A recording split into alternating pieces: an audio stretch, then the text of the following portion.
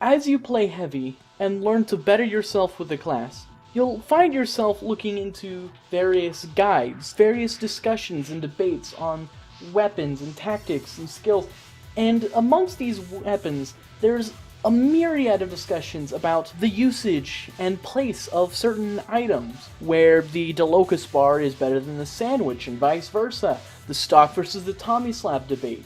Those are all over the place, but there is one exception, one set of weapons that, through no fault of their own, seem to find themselves cast out of the heavy arsenal, reduced to only being usable as a meme, which is kind of strange because these weapons, they're not bad. Of course, you know I'm talking about the Fat Scout and the usage of shotguns. But the question is, why aren't shotguns good with heavy? And that is a question we're going to go into today. And to start things off, we're going to talk about all the other classes that use the shotgun. Now, I know that sounds a little bit off the beaten path, we're here to talk about heavy. But the thing is you can't go into the shotguns without looking at how they interact with all the other classes and how their function fits into their roles versus how it just doesn't quite match up with the heavies. And understanding that allows you a better insight into why the shotguns are simply not as compatible in the mainstream usage of them for heavy as they are with all the other classes. And to start us off, I'm going to talk about the engineer, because the engineer is unique in that he uses the shotgun as his primary. It is there because it is his best, most versatile, most consistent option for damage. Any engineer that is planning on having any form of actual consistent damage and firepower is going to use the shotgun. That is because, well, like I said, it's his most powerful damage option. This is obviously not the case for the heavy, who has the minigun, capable of doing 540 damage per second, and even on the low end of the miniguns, if you go all the way down to the Natasha, 402. That simply does not match the 90 damage per shot that the shotgun can provide. It simply is nowhere near the DPS the minigun can provide. Along with the fact that the minigun also has spread, higher fire rate, no reload, it has so many advantages that the shotgun simply just can't compete with it as a primary. Then we can talk about the soldier. The soldier most often uses the shotgun as a fallback weapon. Rocket launchers don't have a lot in the clip. It's easy to blow through your shots pretty quickly, and for that reason you need a fallback tool, you need a cleanup item that is going to be able to keep out the damage whenever the rockets run dry. This is where the shotgun comes in, being a very useful item to help the soldier stay in the fight when the rockets run out.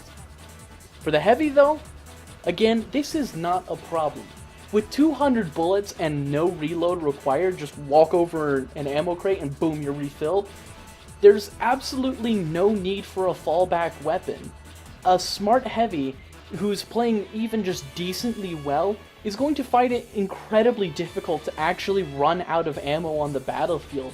In fact, it takes concerted effort to go and run out. There may be a few situations, but they're few and far between, and certainly don't justify the redundancy of needing a weaker weapon whenever the minigun is quite sustainable on its own. And the last class to talk about with the shotgun category is the Pyro. The Pyro is a bit of a mixed bag, using a little bit of soldier and engineer tendencies for the shotgun. Using it as the primary burst damage option, it is the most consistent, highest burst damage option of the secondary items for Pyro.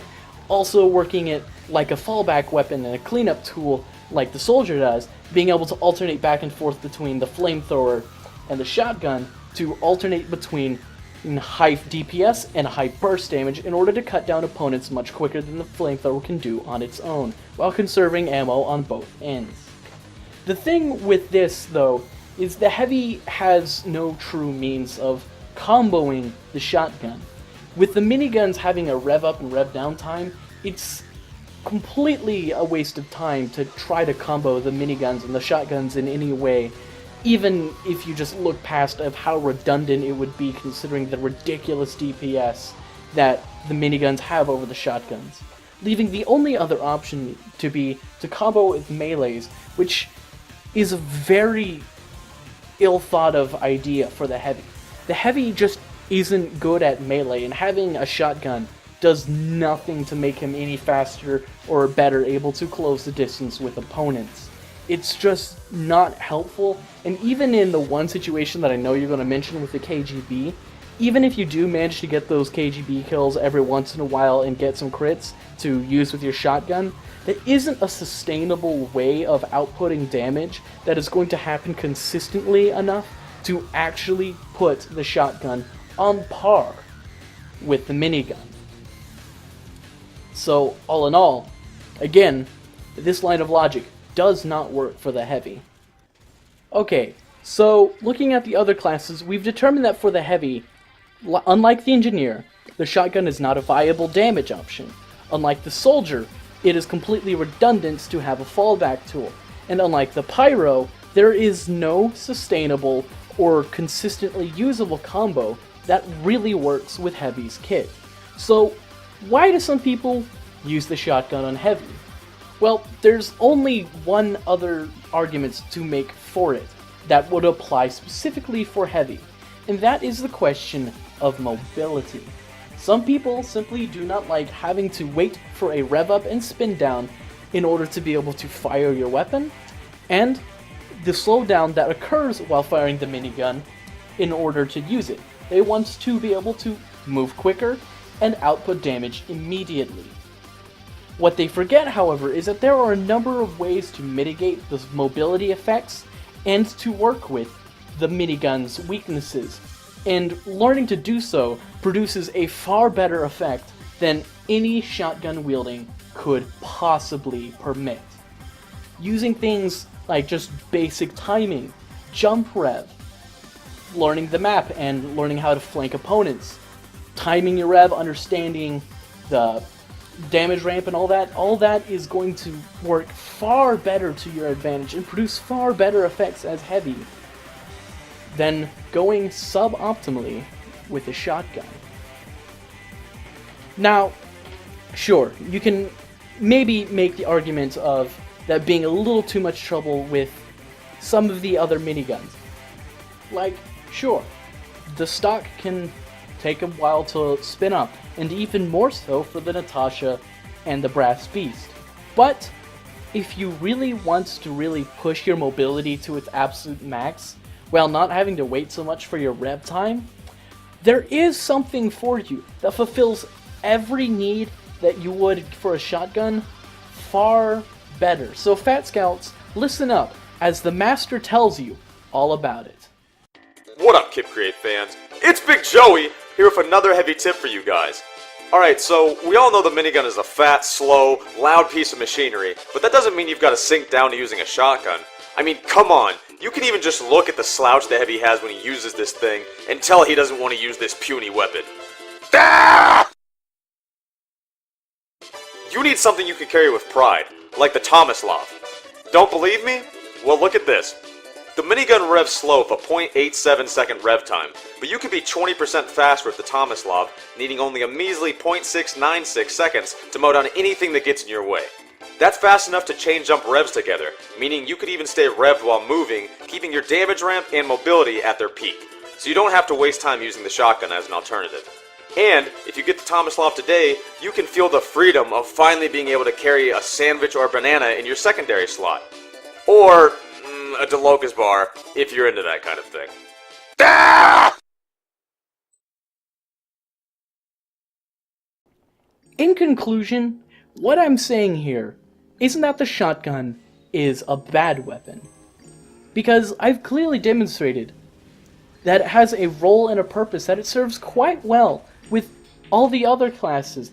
And even with the heavy, where it's suboptimal, there's still a reasoning behind it that makes it a sensible conclusion to come to, even if there are better solutions out there.